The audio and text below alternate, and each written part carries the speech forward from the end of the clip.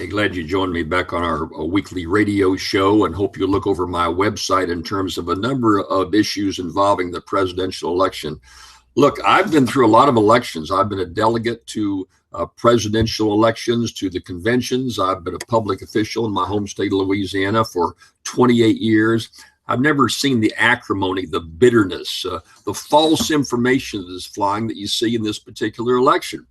And the choices are so minimal. To think what a great country we are, the leadership we have in America today, the talent we have in the private sector, in our universities and business, in so many areas, and yet we come down to choices that very few people in America really are that excited about. The Donald Trump enthusiasm is more the anti-enthusiasm. You take 60% of Trump voters, it's my opinion, that they're not so much for Trump the man as the idea of let's just clean out in Washington, D.C., get rid of the establishment. They not served us well. It's a good message, and I happen to agree with a good bit of that. Clinton comes in as the establishment candidate, but she's a flawed candidate. All the latest revelations of the FBI and the State Department. It looks incestuous. It looks terrible that the FBI would be playing games in a presidential election. They've been tarnished a great deal. It's going to take a long, long time for the FBI to regain a reputation that's been tarnished in a number of ways over the years. And so they have a great deal of mud on their face, if you will.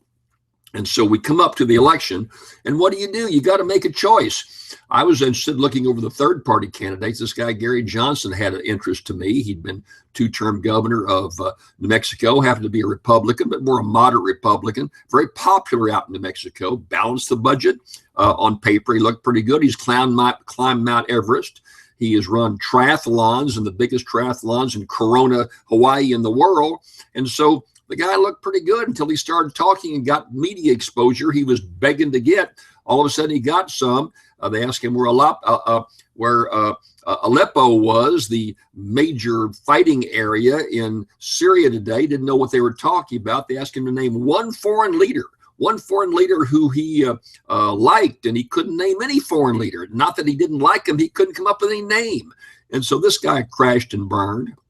And so the choices have become so much more limited. So what do?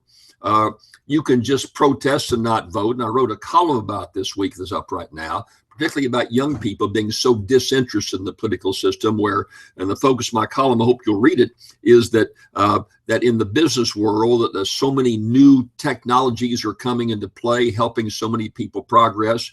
Government is decades behind in updating. In the voting process, you can do everything on an iPhone, you can do everything on your computer, but you can't deal with the election process. The same process we use today, we used 50 or 100 years ago. And so all those issues come into play in terms of the lack of enthusiasm and the right down hostility to the candidates. So do you back away? I wish you could put none of the above. And if none of the above, no one got 50%, you'd have to have a new election and start all over again. I'm for that. I, by the way, authored such a piece of legislation back in the legislature back in the 70s, where I said that would be a choice, none of the above. My colleague said, Jim, the idea sounds solid, except we might get voted out of office. We can't support you. I didn't get it passed. How about write-in ballot? I don't care who you write in. It'd be a nice protest to write in. We don't allow write-in ballots in this country. Number of ways we can streamline and make it more responsive.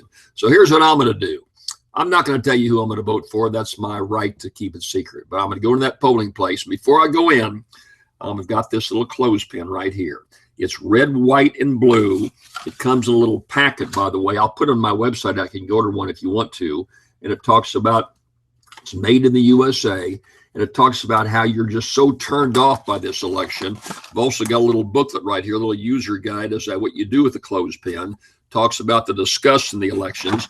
It's red, white, and blue. And so what you do is you take the clothespin and you put it on your nose. You see, because you put it on your nose because you're discussing with both candidates, and you're going to hold your nose and vote. And that's what you ought to do. Hold your nose and vote for a particular candidate. And if you want to get one of these red, white, blue pens I'll put on my website how you can line one up and pick one up. Hold your nose. You got to go vote. And that's the way I see this election. Let's get through it and hopefully have some better choices in the future. Hey, it's my Jim Brown here, and my Common Sense shows on the weekends. Hope you'll listen to it on the Sundays all over the nation. Check your local listings for times and stations. And I'm glad you're watching our website here today. Take care.